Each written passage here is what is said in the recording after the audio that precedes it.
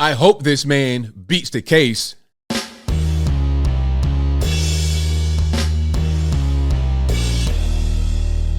How's everybody doing? My name is Anthony Brian Logan, and today we got to talk about the federales indicting Omi and the Hellcat, who was a very well-known YouTuber on a $30 million TV piracy scam.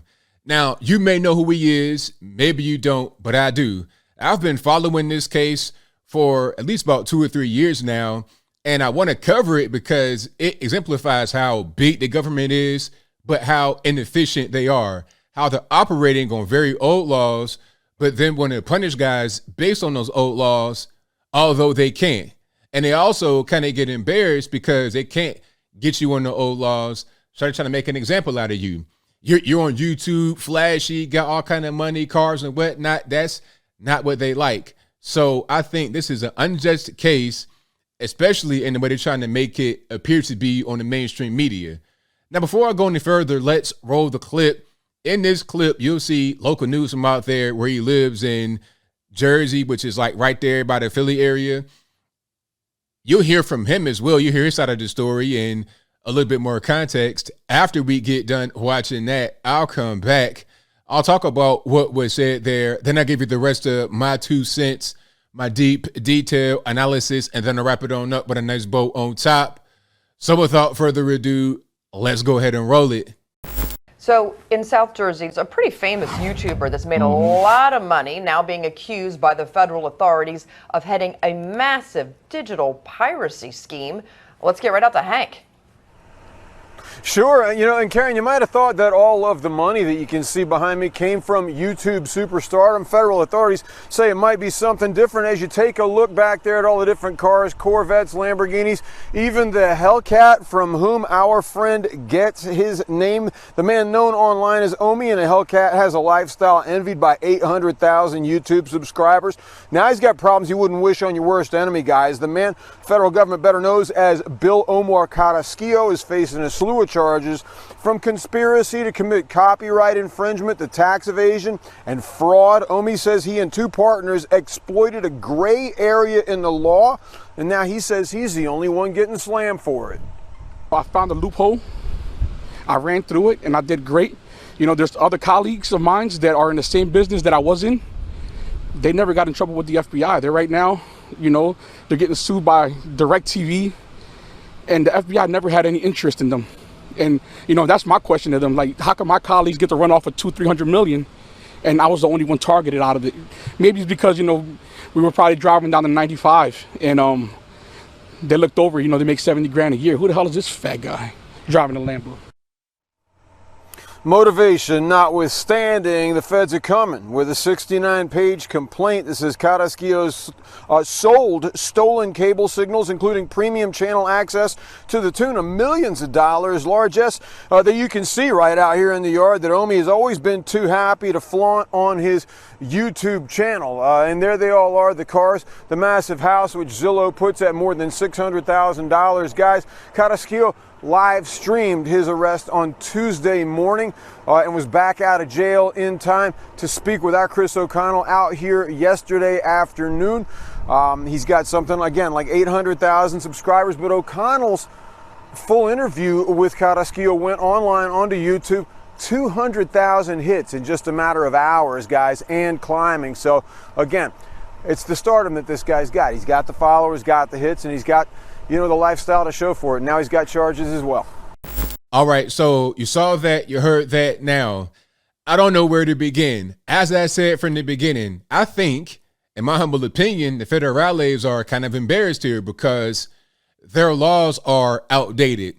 Let's go back a little bit. I know a little bit about this, copyright infringement and piracy and whatnot. I know a little bit about some of these laws because I kind of dibble and dabble myself back in the day, and I know some guys that did that and that still may kind of be in it. Basically, the law that was around back in the day and still may be around today is old. It's about like having copyrighted physical materials. So if you had more than 9 copies of, let's say, some Star Wars movie, and it was pirated, and you trying to sell it, you got more than 9 copies on you in your car, you can be charged with a federal offense. Remember that whole thing, the FBI warning at the very beginning of movies and whatnot from Blockbuster? Remember that back in the day? They're still operating on those laws. Okay. Now, obviously, the days of VHS and quite frankly, DVDs are gone. Everything's streaming now. Everybody's on Netflix. Everybody's on Hulu and Amazon Plus, Prime, whatever it is, HBO Plus, all these subscription services. So the days of the physical media are over. So the law must be updated. But the law has not been updated. And if I'm wrong about that, let me know. So what Omi and the Hellcat did was this. He had a streaming service that had different names, but I think the most popular might have been Gears TV. And you could subscribe to his channel, basically a Twitch channel, for $15 a month. And you could watch a variety of different shows on his service that were like cable TV. You could watch HBO, you could watch movies, you could do pretty much anything on this service. Now, is that illegal? If it is illegal, please show me the precedent. Is it copyright infringement? I mean, I suppose it is, but what's the law you're going to get him indicted on? There's no physical media involved. He's not selling no bootleg DVDs out of the trunk of his car. So what are you really going to get him on? You need to make a new law to have that be covered. Okay.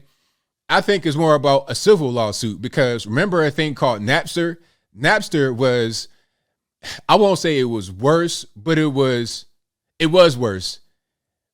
The only reason why it wasn't worse is because there was no money exchange for the songs on Napster. But I'm sure they made money some kind of way, right?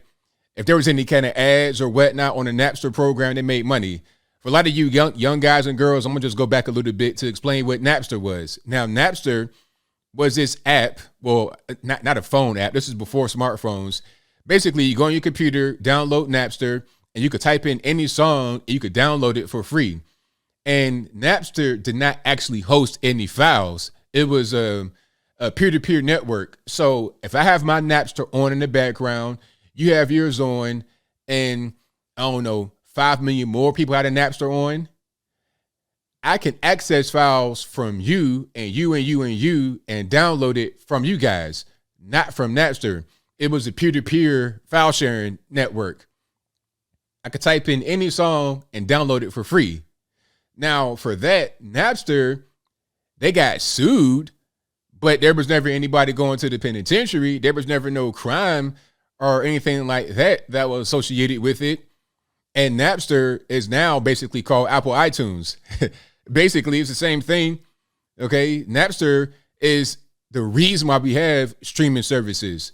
So rather than back in the day, you would buy an album $15 and you might not like that album, it might be kind of trash, but now you stuck with it, you can't really return it. Rather than doing that, you would just pay Apple iTunes $10 a month or whatever it is, and you have access to all these songs for that same price. The artists get some of their money, but not really that much. It mostly goes to Apple iTunes and what they got going on. So it's basically the same thing as Napster, not much of a difference. And that was the same thing that Omi and the Hellcat was doing without the agreement from the companies. Again, that should be a civil matter. Get sued like that.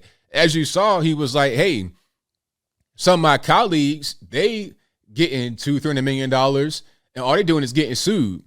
I'm not sure who he's talking about, but I know that these guys exist. And if you know what they are, let me know in the comments. All they do is get sued, but they're not talking about they're going to send them to the penitentiary because it's not a criminal offense. All they're going to be able to get them on, meaning the federales, is tax evasion because that's a mistake he made. He made all this money from the streaming services. He made all this money from YouTube and everything else, but he wasn't paying his taxes, or he was not paying his taxes properly. What he did was he had this girl, just a regular girl from the hood, H&R Block type person, to do his taxes. When you're dealing with millions of dollars and you're in a legally gray area, you don't need to get her. You need to get some of them Greenbergs and Goldbergs. And I'm not trying to be offensive. I'm being serious. Like Larry David in the episode of Curb, when he wanted to get one of his countrymen basically to come in and represent him because he know that they would do a good job. You need a tax attorney. You need a whole team of guys that are going to have your best interest at heart. Don't just have an H&R Block person to do your taxes and all that kind of stuff. He was ill prepared for what was going on. If not for that, it wouldn't even be a problem. But since the federales found that weak spot, it's like, let's get you. You out here flashing, showing money, all this, that, and the third for a thing that we're not really caught up on, quite frankly. We can't get you on that. That's not illegal. If it is illegal, ain't no law. We get you on tax evasion. So when you see some of the news reports, they'll say, $30 million TV piracy scam. They're talking about conspiracy to commit copyright infringement. So did he commit it or did he not commit it? And what did he conspire to do that was illegal? Because if it's a conspiracy case, the conspiracy must be for an illegal act. What was the conspiracy for that was illegal? And then they say tax evasion, that'll be what they get him on, obviously, and fraud. Where was the fraud? If his service said, okay, you pay X amount of money and you get X service, and he provided X service, where's the fraud? If it's illegal, then show me the legal precedent. I'm not saying what he did was right or wrong morally. I don't assign morality to criminal matters because I don't care what you do. If it's moral or immoral, if you didn't commit a crime, if you didn't do anything illegal, then you shouldn't go to the penitentiary, period.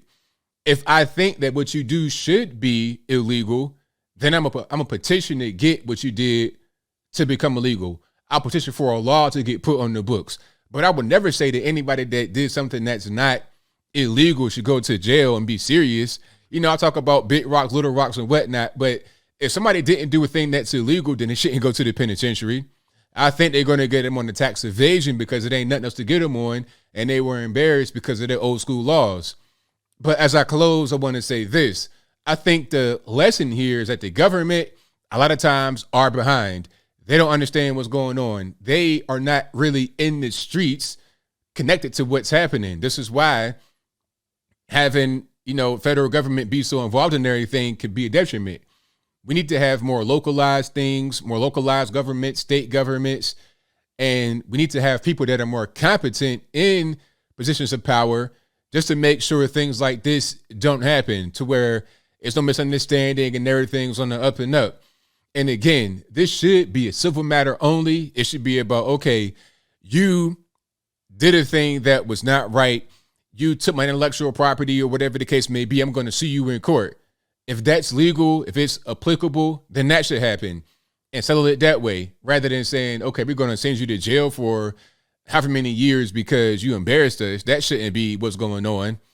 But I think I'll leave that right there for now. And what say you? How do you feel about this case? Do you think Omi and the Hellcat should go to the penitentiary for what he did? If you think so, let me know in the comments below. You guys know where I stand.